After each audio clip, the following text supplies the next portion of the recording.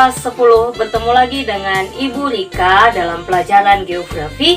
Nah, kali ini kita akan melanjutkan pelajaran kita geografi masih tentang komponen peta.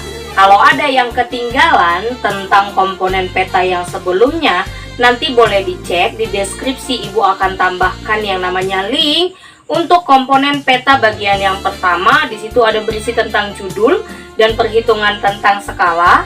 Kemudian komponen peta yang kedua, di situ Ibu membuat ada perhitungan garis astronomis, kemudian azimutal dan bearing. Nanti cek di bagian deskripsi ya. Nah, hari ini kita akan lanjutkan komponen peta. Kemarin di video yang pertama kita sudah mulai dari yang namanya judul. Setelah judul ada yang namanya skala, ya kan? Setelah skala ada yang namanya orientasi atau arah mata angin. Kemudian ada yang namanya garis astronomis. Terus kita akan lanjut apa lagi yang namanya komponen peta. Perhatikan gambar berikut. Gambar apakah ini? Ya, kalau kamu lihat, ini kan ada peta besarnya, nak. Di bawahnya ada peta kecil, ya kan? Peta kecil ini namanya adalah inset. Apa itu inset? Inset itu adalah bagian dari peta yang digunakan untuk memperjelas lokasi dari peta utama, ya, peta utamanya pada wilayah yang lebih luas.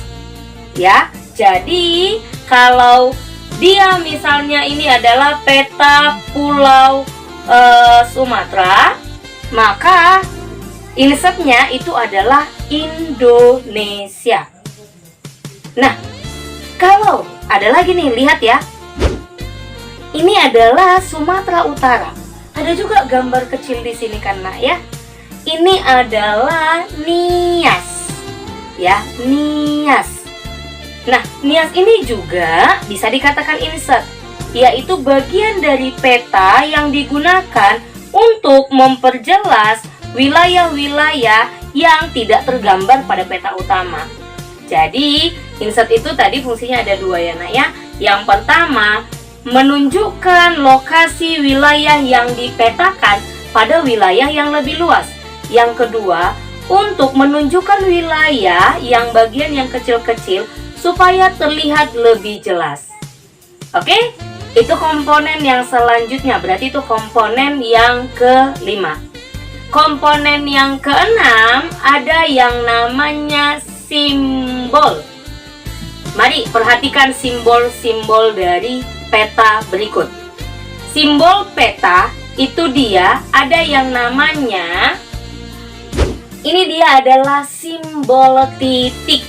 Kenapa dikatakan titik? Kamu boleh lihat di sini ada gambar yang namanya pelabuhan. Kemudian ada gambar yang namanya pesawat terbang. Kalau pelabuhan tadi ini simbolnya jangkar ya, nak, ya. Nah, dia simbol titik namanya. Kalau segitiga dia gunung, seperti itu. Perhatikan lagi. Ini adalah simbol garis. Biasanya kalau garis digunakan untuk jalan, kemudian batas administrasi, kemudian sungai, itu dia garis. Simbol yang selanjutnya adalah simbol warna. Perhatikan warna-warnanya, ya. Yang berwarna hijau itu menggambarkan dataran rendah, ya. Kemudian yang berwarna kuning itu menggambarkan dataran tinggi. Yang berwarna coklat itu menggambarkan pegunungan, sedangkan yang warna biru menggambarkan perairan. Pada warna biru ini, semakin biru berarti wilayah perairan tersebut semakin lebih dalam. Oke? Nah, ini simbol-simbol peta. Arti dari simbol-simbol peta ini, nak, disajikan dalam yang namanya legenda. Legenda ini berisi penyajian tentang arti dari simbol-simbol yang digunakan pada peta. Sudah? Kemudian, ya, komponen peta yang selanjutnya tadi sudah ada insert, kemudian sudah ada simbol, sudah ada yang namanya legenda, ada yang namanya garis tepi. Garis tepi ini ya, perhatikan ya nak ya. Kalau ini dia peta utamanya ya. Ini tadi ada garis astronomisnya, yang di luar ini namanya garis tepi. Ya, itu harus ada. Kemudian yang terakhir, komponen peta yang terakhir itu adalah sumber dan tahun pembuatan peta. Biasanya itu ada di bawah.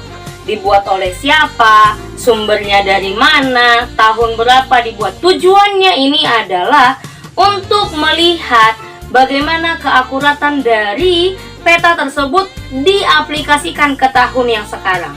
Jadi, kalau ada sebuah peta penggunaan lahan, misalnya peta penggunaan lahan Kabupaten Simalungun, akan berbedanya itu nak tahun 2000 dengan tahun 2020 akan berbeda petanya.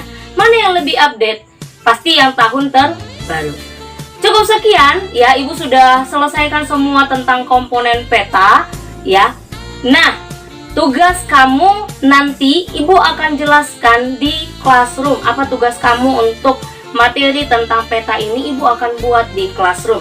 Kalau ada yang kurang jelas, boleh ditanyakan kepada Ibu melalui yang namanya di kolom komentar, ataupun kamu chat secara pribadi kepada Ibu atau melalui classroom.